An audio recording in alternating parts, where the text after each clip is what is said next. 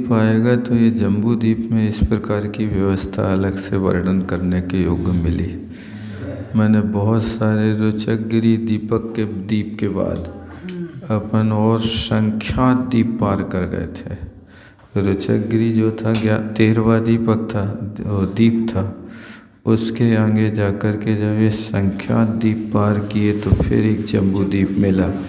उस जम्बू द्वीप में ये विजय आदि नाम के देव हैं, ऐसा जानना चाहिए।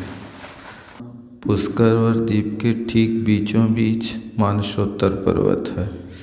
इसी तरह स्वयंभू रवण द्वीप के ठीक बीचों बीच स्वयंप्रभ नाम का पर्वत है। जैसे यहाँ पुष्कर के लिए आधा बना दिया इस साइड आधा उस साइड, इसी तरह स्वयंभू रवण द्वीप को भी 2 भागों में इस पर्वत ने बांट दिया।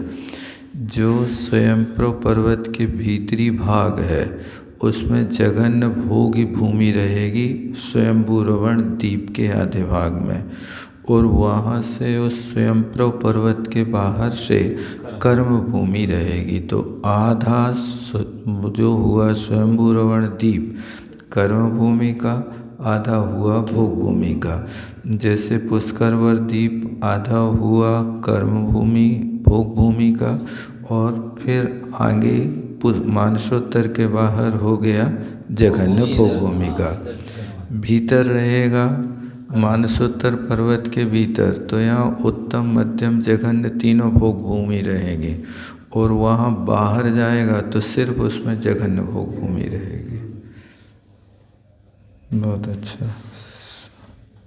एक आधा द्वीप और एक समुद्र, इतने में कर्म भूमि मिलेगी आपको। 2.5 द्वीप और 1 चाड़ हो गया। 2.5 ये हो गया। 3 अब जो क्या है कि वो स्वयंभू रवण समुद्र में जो है ना, मनुष्यों का वास नहीं है।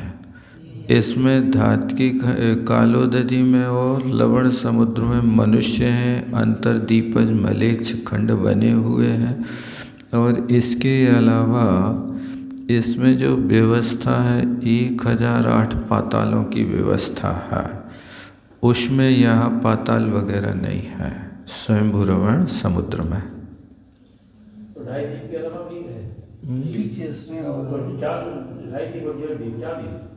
स्वयंभू रमण में नहीं, 2.5 द्वीप 3 द्वीप हुआ, 3 समुद्र हुआ। लवणा समुद्र, कालोदरी समुद्र, स्वयंभू रमण समुद्र। पीछे वाली 1.5 और जी अपना 2.5। आदि खंड पुष्कर व्यवस्था दोनों की अलग लगा ना, क्योंकि यहाँ का कर्म भूमि का क्षेत्र षटकर्म से युक्त है। वहाँ कर्म भूमि है लेकिन षटकर्म नहीं, क्योंकि मात्र त्रियंच है उसमें, इसलिए वहाँ पर षटकर्म की व्यवस्था नहीं है। स्वयंप्रभ पर्वत के बाद यहाँ पर सिर्फ त्रियंच ही त्रियंच होते हैं, और उत्कृष्ट अवगाहना वाले त्रियंचों का यहाँ आवास है। चीटी मिलेगी तो 9 योजन की मिलेगी आपको वहाँ। 12 योजन का। हाँ, स्वयंभू रमण की है। 12 योजन का तो है ही सब है। 1000 योजन का कमल मिलेगा वहाँ पर। कमल जो होगा 1000 योजन की पाखुड़ी मतलब लंबी पाखुड़ी वाला होगा।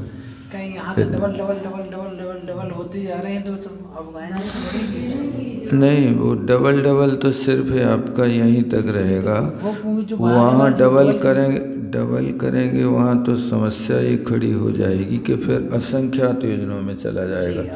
और दूसरी चीज़ है कि यहाँ बीच के समुद्रों में ये कुछ नहीं मिलेगा आपको। हाँ, जा कर के उत्कृष्ट अवगाहना, सबसे उत्कृष्ट अवगाहना तरसों की, एक इंद्रियों की और पंचेंद्रियों की होगी, तो अंतिम स्वयंभू रमण समुद्र में होगी। क्योंकि यहाँ मानसोत्तर पर्वत के बाहर के जितने त्रियंच रहेंगे ना, इस एक कोश की अवगाहना वाले है ही, वो तो है ही, उतने ही रहेंगे। जघन्य भोग भूमि में जो होंगे 1 कोश वाले होंगे। 1 कोश की अवगाहना 1 पल्ल की उम्र उनके रहेगी।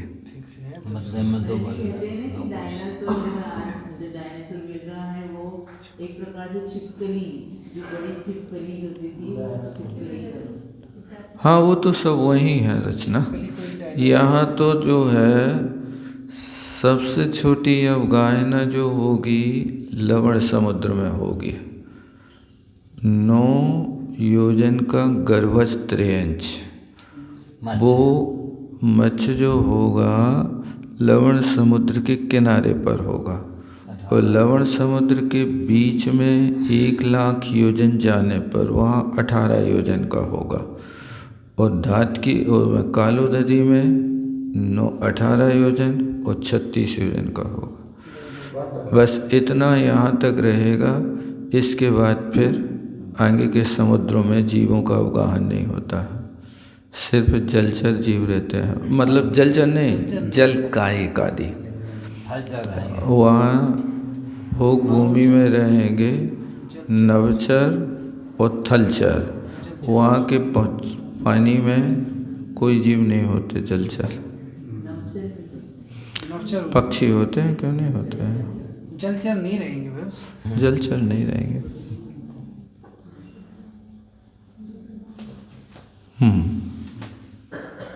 क्षेत्र की सबसे उत्कृष्ट हो गई इस क्षेत्र की, और सामान्य जीवों की अपेक्षा जहाँ 1000 योजन की अवगाहना है उससे एक कम हो गई, सबसे जघन्य में आएगी जी।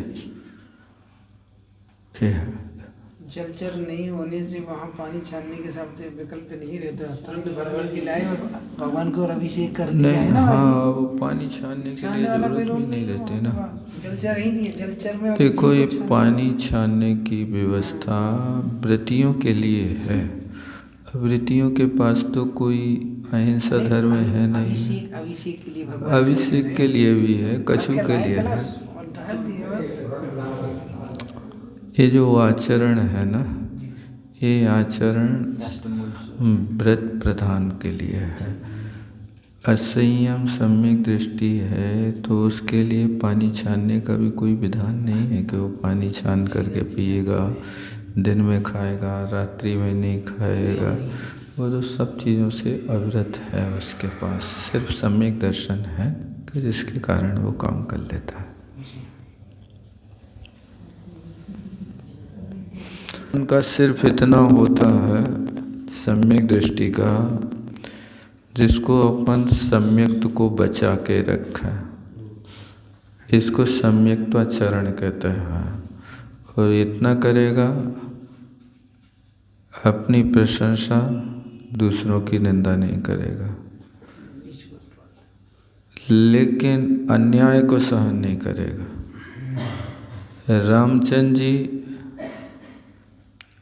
रावण को गाली नहीं दे रहे, लेकिन रावण ने गाली दी तो उसका प्रत्युपकार किया, प्रत्युत्तर दिया। रावण ने कहा कि तुम चोर बन करके हमारी लंका में आ गए। वो कहता है भाई चोर तो तुम हो कि तुम हमारे क्षेत्र में आकर के और तुमने सूने घर में महिला को हरण कर लिया, तुम कौन से साहूकार हो। तो उन्हें अच्छी खरी खोटी सुनाई, तो फिर रामचंद्र जी ने 72 गालियाँ दी उसको। उन गालियों को फिर वो सुन करके ठंडा पड़ गया था। ये है, अब वो आवृत्ति है ना, इस कारण से पहले की और अभी की गालियाँ का अभिप्राय ये है कि तिरस्कार के जो शब्द होते हैं वो गाली कहलाती। गाली कोई अलग वस्तु नहीं है। जिन शब्दों से सामने वाले को तिरस्कार महसूस होने लगे वो गाली कहलाती है। मान्य के ऊपर हुआ करता है। एक महिलाओं को हमने सुना आपस में भी गालियां देती थी असंयम अवस्था में। तो मित्र महिला ने मित्र महिला से कहा छिनार। छिनार का अर्थ क्या होता है? 6 पति की नार, यानी बेश्या। बहुत कटु गाली है, यानी पंच भरतारी तो हुई लेकिन तुमने कोई 6 नार सुनी, 6 पुरुषों की नार? तो ये इतना कटु शब्द है कि दुश्मनी में कहा जाए तो लोगों की नदियां बह जाएं खून के, लेकिन एक मजाक में ये शब्द रूढ़ हो गया और इस शब्द को सुनकर के वे प्रसन्न होते हैं। एक दूसरे के प्रति कोई प्रतिकार नहीं किया जाता है। ये उस शब्द तिरस्कार भरा होवे, प्यार भरा होवे तो गाली नहीं है, तिरस्कार भरा होवे तो फिर वो गाली की कोटि में आ जाता है। आगे नीचे के जहाँ पर बादल आ जाते हैं तो नीचे की वस्तु ढक जाती है। आप गिरनार जी जाते हैं, 5000 फीट की ऊंचाई है। वहाँ पर आप जाकर के देखते हैं, जब चौथी या तीसरी 5वीं टॉप पे पहुँचते हो तो ऐसा महसूस होता है जैसे बादल नीचे हो गए पहाड़ के, उर्जयंत गिरी है ऊपर है। तो ये तो जब आप 2-4 हज़ार फीट के साथ में इतना कर रहे हो तो वो तो 50,000 ऊपर जा रहा है, स्पीड में जा रहा है, इसलिए आपको कोई दृष्टिगोचर नहीं दिखता। ये कोई असंख्यातों में नहीं है, ये तो बहुत छोटी सी सीमा में है, इसके ऊपर वो जा नहीं सकता। लेकिन ये जो चीज़ बताई जा रही है ये परिता संख्यात से आगे बता जा रहा है। परिता संख्यात कहाँ से प्रारंभ होता है? परिता संख्यात की प्रारंभ जो होता है संख्यात और असंख्यात। संख्यात का एक सामान्य भेद है, असंख्यात के उत्तम मध्यम जघन्य 3 भेद हैं। उस असंख्यात का उत्कृष्ट भेद लोगे तो असंख्याता असंख्यात में एक प्रदेश की वृद्धि करोगे तो जघन्य परिता संख्यात का प्रमाण प्रारंभ होगा। ये जघन्य परिता संख्यात तब आपका आएगा जब असंख्याता असंख्यात को पार कर जाओगे। तो अपना विषय जो हो रहा है संख्यात की भी चरम सीमा को नहीं पा रहा है।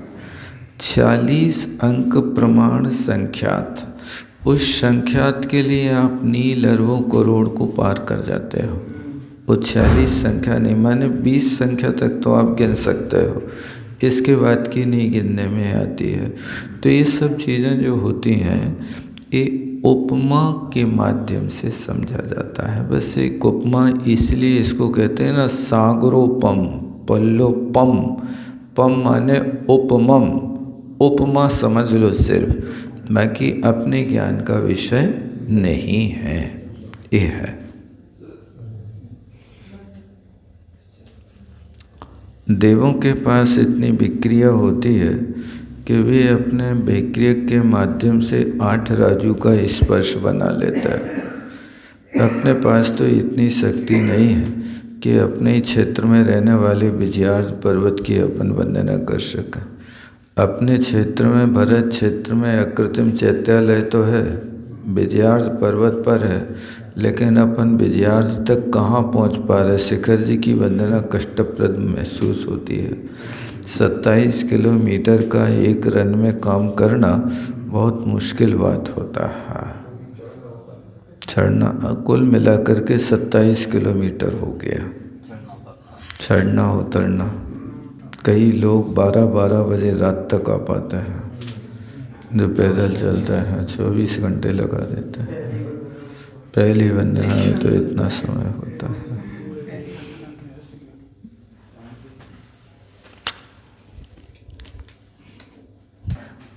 8-10 दिन तक तो ऐसा लगता है जैसे कोई न पत्थरा से मूड़ कुचरी हो, हाथ नहीं रखा जाता है। गुरुजी बैठे थे, अपने तो हो गए थे पहले के स्नान, आपके तो हो गए थे, हम लोग पहली बार हो गए थे। लेकिन वो कैसे गुरुजी बैठे कुछ बोल सकते नहीं, सहन करना।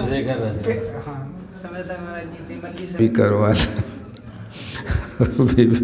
ब्रह्मचारी जी को मना किया कि अभी नहीं, अजय श्री का परमिशन ले नहीं, हमें तो करना ही है, हटाग्रह कर लिया। अब उनका केस लॉन्च किया। 15-20 मिनट करने के बाद, भैया तुम तो हमें सोंगरा बनाएगा। सोंगरा के बाद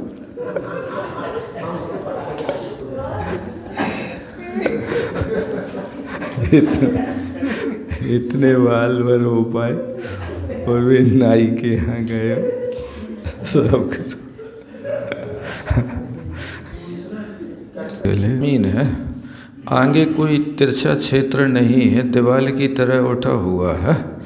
बाकी वहाँ पर ब्यास के रूप में रहने पर भी किनारे तो उनके सबके रहते ही हैं, तो वहाँ तो जमीन ही रहेगी। फिर उसके बाद बात भलाई लगता है।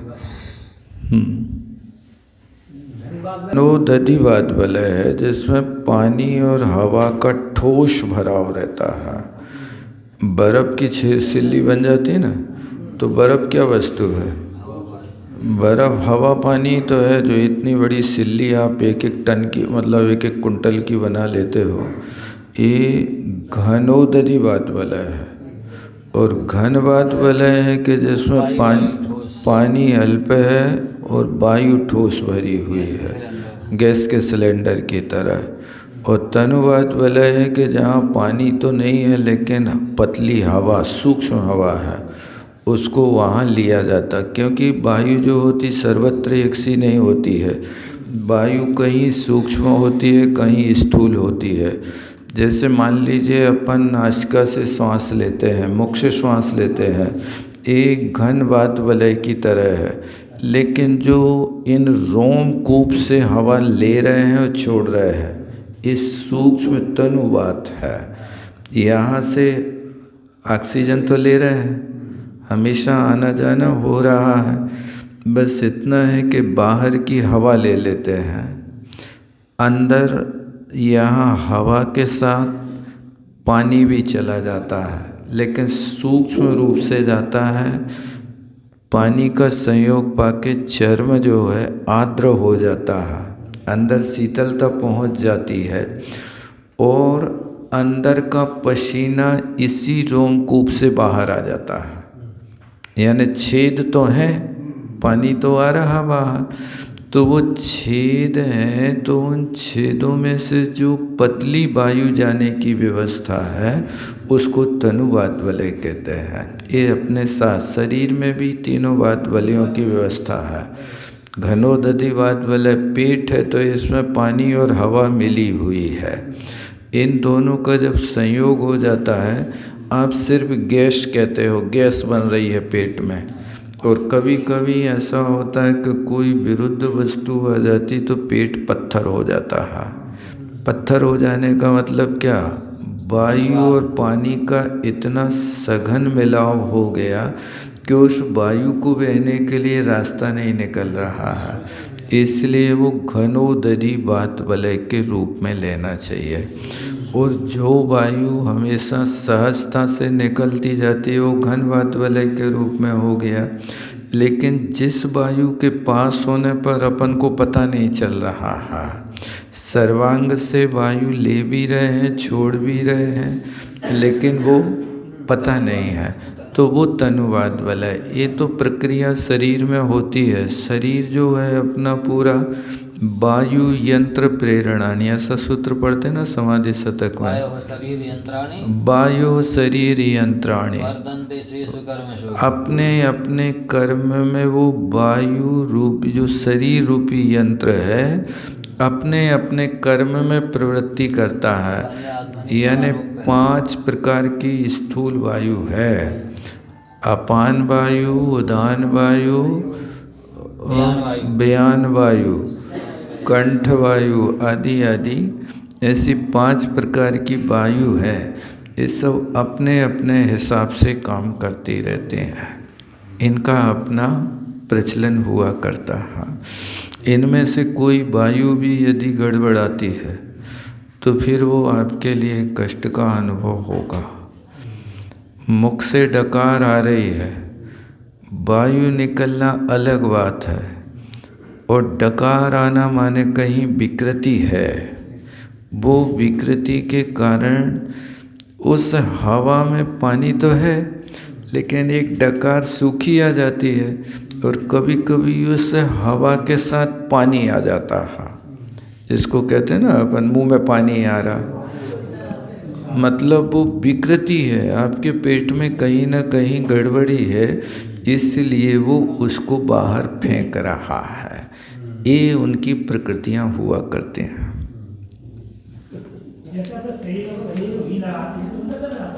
7 परतें अंदर जाता है महाराज, उसमें अंदर शांति मिलती है, उसका कार्य होता है। का मतलब क्या है? अभ्यंग को आयुर्वेद में एक बहुत बड़ा उपचार कहा है।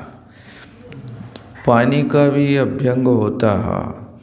उनने ये व्यवस्था बनाई कि वात का समन मर्दन से, पित्त का समन स्नान से और कफ का मर्दन बमन से होता है। कफ की वृद्धि हो तो बमन उल्टी हो जाए तो समन हो जाएगा, और वायु हो रही है तो फिर वो वायु मर्दन अभ्यंग करो, और नहीं कर पाते अभ्यंग तो फिर उसके साथ में जो एक्यूप्रेशर की व्यवस्था है ना, ये एक्यूप्रेशर छोटी मालिश है, वो जो तेल वगैरह से करते हो बड़ी मालिश है। तो इसके लिए सर्वांग के साथ वायु पाश करने के लिए एक्यूप्रेशर भी बहुत अच्छी औषधि है, उपचार है। इसको आप हाथ और पैरों को यदि 5-5 मिनट अपने हाथों से अच्छे से दबा देते हो, हथेलियों को नहीं पूरी चीज़ को, इसको यहाँ तो ये दांत और दाढ़ में दर्द होवे तो इसको यहाँ पर अच्छे तरीके से दबाओ, उंगली और नाखून की जड़ को, तो आपके दांतों का दर्द ठीक हो जाएगा। हाँ, मतलब इस तरह से जैसे लाल बजक्कड़ की दशा थे ना कि सब दवाइयाँ दे दो, इसी तरह अब सब पॉइंट पता न हो तो पूरे हाथ पैर दबाते रहो हफ्ता, पैरों के और हाथों के, उसके दबाने से जहाँ गड़बड़ी होगी वहाँ ठीक हो जाए।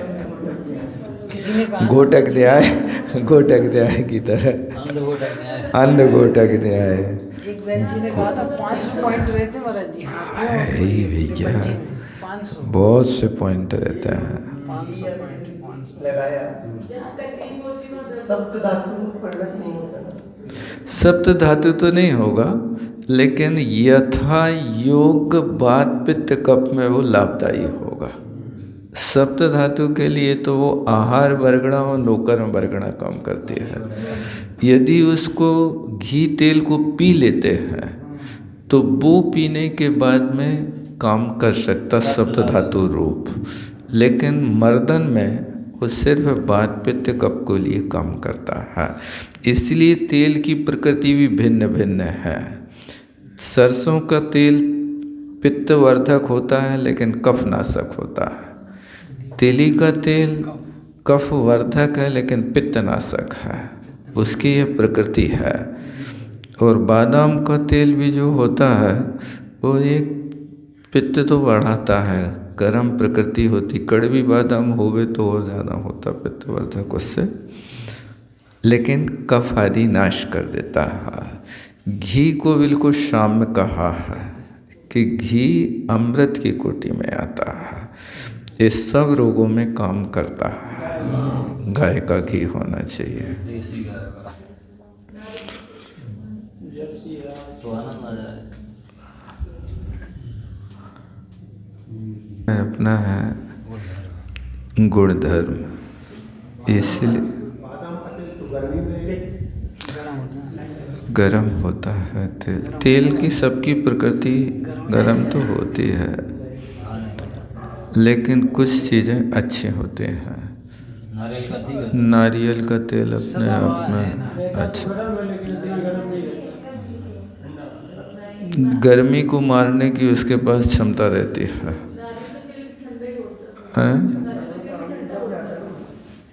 ठंडा होता है।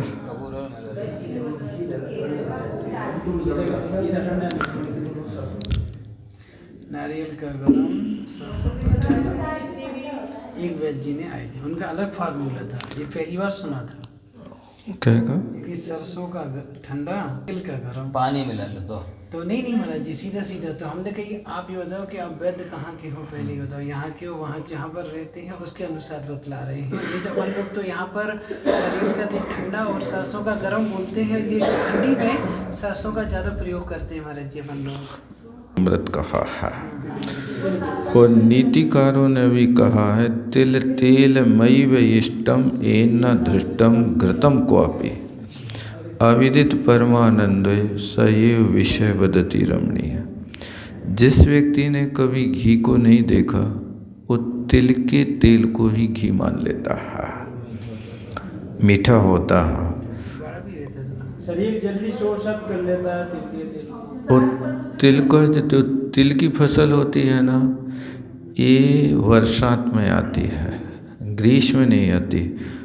अलसी वगैरह जो होती गर्मी की फसल है, तो इसमें तापमान ज़्यादा हो जाता है, उसमें बारिश में पानी मिलता रहता है, तो वो अपने आप में एक ठंडी वस्तु होती गुड़ है। मिलाने से गर्म हो जाती है।